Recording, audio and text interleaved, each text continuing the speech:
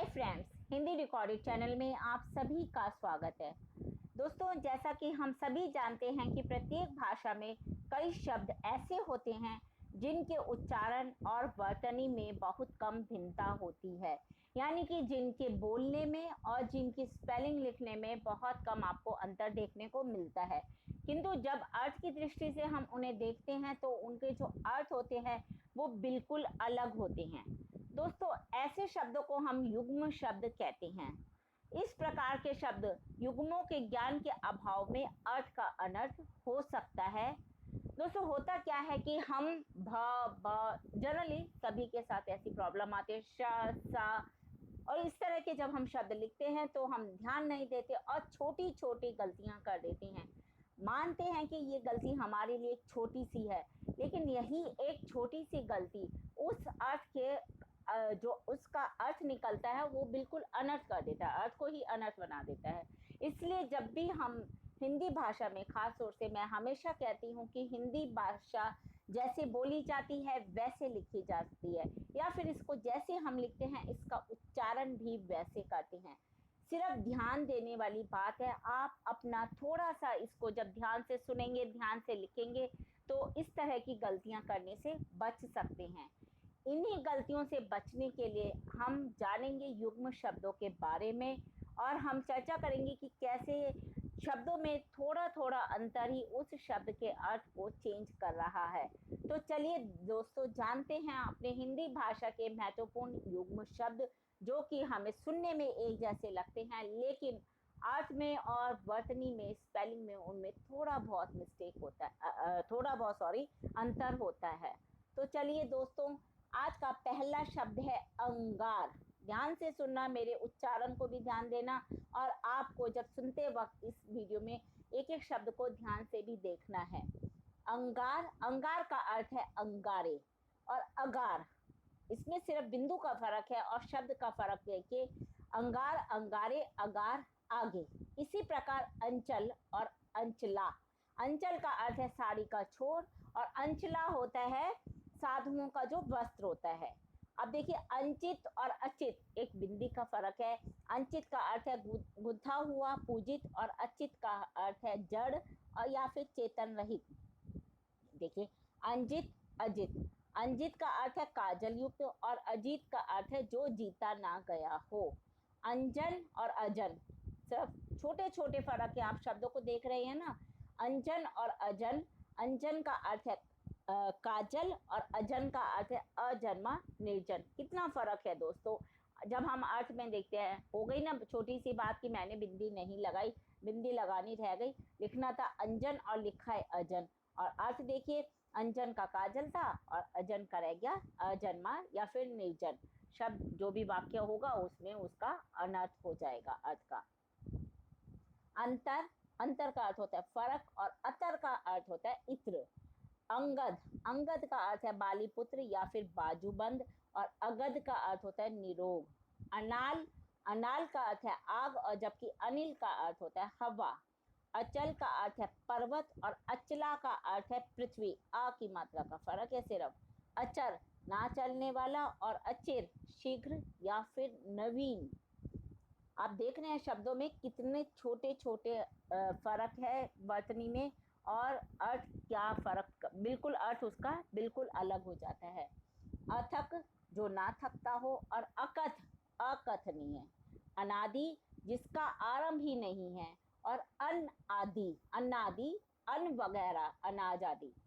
अभिहित का अर्थ होता है कहा हुआ और अविहित, भा और वा का फर्क है। अभिहित का अर्थ है कहा हुआ और अविहित का अर्थ है अनुचित। अपत्य का अर्थ होता है संतान, और जब हमने उसको अपथ्य लिख दिया तो उसका मतलब हो गया निषिद्ध भोजन। अर्थ का अर्थ है धन और अर्ध का अर्थ होता है आधा। अनिष्ट, अनिष्ट यानी कि बुरा, और अनिष्ट, अनिष्ट का अर्थ है निष्ठा रहित। अनु का अर्थ है पीछे और अनु यानी कि जो एक छोटा सा कण। अविराम, अविराम का अर्थ होता है लगातार, और अभिराम, अभिराम का अर्थ है सुंदर। अर्चन का अर्थ होता है पूजा और अर्जन का अर्थ होता है संग्रह। अर्चन और अर्जन सुनने में भी एक जैसा लग रहा है, खास वर्तनी में भी फर्क नहीं है, च और जा का ही फर्क है, लेकिन जब आप देखेंगे अर्थ बिल्कुल अलग है। अंश, अंश होता है कंधा, अंश होता है हिस्सा, और लोग श और सा में तो अधिकतर ये गलती आपको देखने को मिल ही जाएगी, बोलने में करें चाहे वो लिखने में करें। अवलंब, अवलंब का अर्थ है सहारा, और अविलंब माने शीघ्र। अविज्ञ, अविज्ञ का अर्थ होता है मूर्ख, और अभिज्ञ का अर्थ है विद्वान। वा और भा का फर्क है और बिल्कुल उल्टा अर्थ है, यानी कि अविज्ञ मूर्ख है तो अभिज्ञ विद्वान को कहते हैं। अंत का अर्थ होता है समाप्ति, और अंत्य का अर्थ है अंतिम। अजर का अर्थ होता है जवान या फिर देवता, और अजीर का अर्थ होता है हमारा जो आंगन होता है या फिर जिसे हम बेड़ा भी कहते हैं। अभिनय, अभिनय का अर्थ होता है अनुकरण, और जबकि अभिनव का अर्थ होता है नया। अपर दूसरा, और अवर नीचे का। आप हार अपहरण, और उपहार मतलब जो हम किसी को भेंट या गिफ्ट जिसे कहते हैं। अब्ज, अब्ज हम कमल को कहते हैं, और अब्ध वर्ष को कहते हैं। जा और दा का फर्क है, पर अर्थ देखिए। अभेद्य भेद का अभाव, और अभेद्य जो तोड़ा ना जा सके। अमल होता है बिना मैल के, और अम्ल आधा माँ लगाया माँ की जगह, वो उसमें पूरा माता है, इसमें आधा माँ लगाना है, और शब्द का अर्थ हुआ अम्ल तेजाब। अमूल बिना जड़ का, और अमूल्य जो कीमती हो अनमोल हो। अवयव अंग, और अव्यय अविकारी शब्द होते हैं। अवरोध रुकावट, और अविरोध बिना विरोध के। अशोच का अर्थ होता है शोक रहित, और अशौच का अर्थ होता है अशुद्ध। अली का अर्थ है भौरा, और आली का अर्थ होता है सखी। अम्बुज कमल को कहते हैं, और अम्बुद हम बादल को कहते हैं। अशीलता का अर्थ होता है दुराचरण, और अश्लीलता का अर्थ होता है तलवार। अवदान का अर्थ होता है योगदान, और अवधान यदि हम बोलेंगे तो उसका अर्थ होगा ध्यान देना। अम्ब हम आम्र वृक्ष को बोलते हैं, आम के पेड़ को बोलते हैं, और अम्भ हम जल को कहते हैं। देखा, बा और भा। अम्ब आम्र वृक्ष आम का पेड़, और अम्भ जल यानी कि पानी। अरि शत्रु होता है, और एक होता है अरि जब हम लेडीज स्त्री को संबोधित करते हुए अरि बोला जाता है। और कितना मात्रा का फर्क है सिर्फ, और शब्द का अर्थ देखिए कितना बदल गया। अचार, अचार सॉरी, आम आदि का जो अचार होता है, और आचार आचरण को कहा जाता है। अगम का अर्थ है जो हमारी पहुंच से बाहर है, और आगम का अर्थ है उत्पत्ति शास्त्र। उत्पत्ति शास्त्र। अतल का अर्थ है तल रहित, और अतुल का अर्थ है बिना तुलना के, और आतुल होता है अनुभव। अब देखिए अपमान और उपमान। अपमान का अर्थ है किसी का निरादर करना, और उपमान जिससे किसी की समानता की जा रही है। अपेक्षा का अर्थ होता है तुलना में, और उपेक्षा कहते हैं किसी को तिरस्कार करना। फर्क है दोस्तों, ध्यान से देखिए, छोटी छोटी गलतियां करने से बचिए। अग ना जलने वाला, आग अग्नि। अगत बुरी गति, आगत आया हुआ। अगर या तो फिर हम यदि बोलते हैं उसको कहते हैं, या फिर एक वृक्ष का नाम भी है अगर, और आगर हो गया समूह। अगला आगे का, और अर्गला यदि हुआ तो उसको कहेंगे सिटकनी। आजन्म यानी कि जिसका जन्म ना हो, और आजन्म जीवन भर। अक्ष धुरी को कहते हैं, और अक्षी हम आंख को कहते हैं। अवधि का अर्थ है नियत समय, और एक होता है अवधि यानी कि जो बोली है। अघ स्थिर, अघ पाप। अवन नीचे उतारना, और अवनी धरती को कहा जाता है। असक्त का अर्थ है असमर्थ, और आसक्त का अर्थ है किसी पर मोहित हो जाना। अभय भय रहित, और उभय का अर्थ है दोनों। अयुक्त अनुचित, और आयुक्त हम कमिश्नर को कहते हैं। अस्त डूब जाना, और अस्तु अच्छा या फिर खैर। अपकार बुराई करना, उपकार किसी की भलाई करना। अ और उ का फर्क है, और शब्दों के अर्थ बिल्कुल विपरीत हो गए। अन्न अनाज, और अन्य का अर्थ होता है कोई दूसरा। असित काला, अशित खाया हुआ। अंक गोद, और अंग हमारे शरीर का कोई भाग। अश्व घोड़े को कहते हैं, और जबकि अश्म एक पत्थर है। अपचार अपराध, उपचार किसी का इलाज। अन्याय गैर इंसाफी, और अन्यान्य इसको कहते हैं दूसरा कोई, दूसरे दूसरे।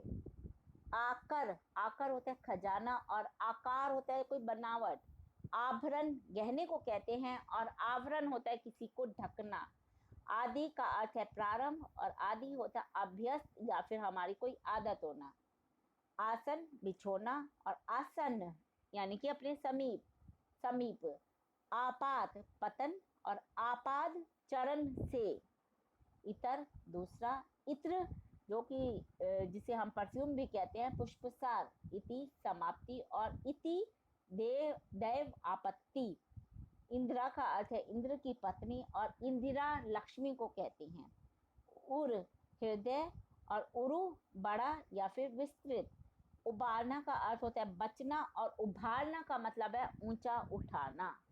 तो दोस्तों ये हमने देखे हिंदी भाषा के कुछ युग्म शब्द जो कि सुनने में हमें बिल्कुल एक जैसे लग रहे हैं, कुछ खास फर्क भी नहीं है। वतनी में भी स्पेलिंग जब आप देख रहे हैं तो चा की जगह जा है, पा की जगह फा लग गया, भा की जगह बा, शा की जगह सा, रा, छोटे छोटे फर्क है। अंगद है, अकत है, आप देखेंगे कि कुछ खास फर्क है नहीं, लेकिन जब हम उनके अर्थ को समझते हैं तो हमें समझ आता है कि हाँ, हमारी गलती, छोटी सी गलती कितनी बड़ी हमारे शब्द के अर्थ को बिगाड़ सकती है।